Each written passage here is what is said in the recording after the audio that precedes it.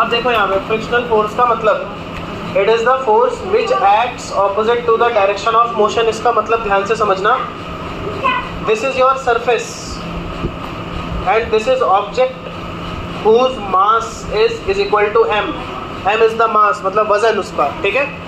now if it is moving in this direction, यहाँ पे हम इसमें फोर्स लगा रहे हैं, force is shown by capital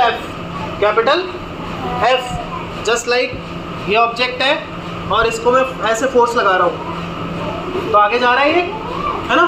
किसी भी चीज़ को मैं इसको ऐसे फोर्स लगा रहा हूँ, आगे जा रहा है ये।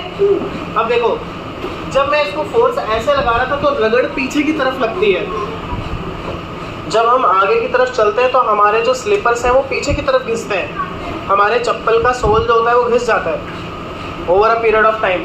तो when object moves in a this direction, एक इस सरफेस की वजह से एक फोर्स लगता है, उसको हम स्मॉल f से शो करते हैं, this is called frictional force. इसको क्या बोलते हैं?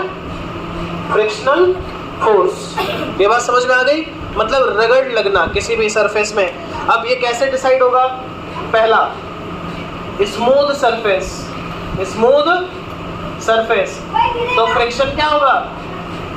Friction is less, just like यहाँ पे मैं लिख पा रहा हूँ तो ये मार्कर घिस तो रहा है, this is observing the friction but very less. लेकिन दूसरा कंडीशन, रफ सरफेस, रफ को हम एक और नाम से बोलते हैं इर्रेगुलर सरफेस। इर्रेगुलर सरफेस का मतलब है अगर इस मार्कर से मैं इस दीवार पे लिखना शुरू कर दूं, ये 15-20 मिनट के बाद मार्कर बेकार हो जाएगा। क्यों? ज़्यादा रगड़ लग रही है इसमें। सो इर्रेगुलर सरफेस में हम क्या करते हैं? Friction is more, friction is more.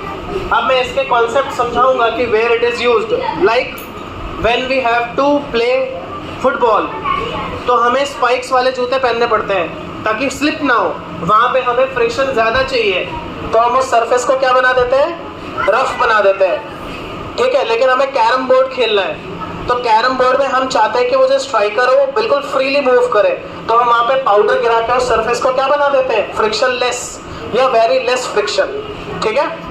These are the practical implications of the friction present in the today's world in the daily life, okay?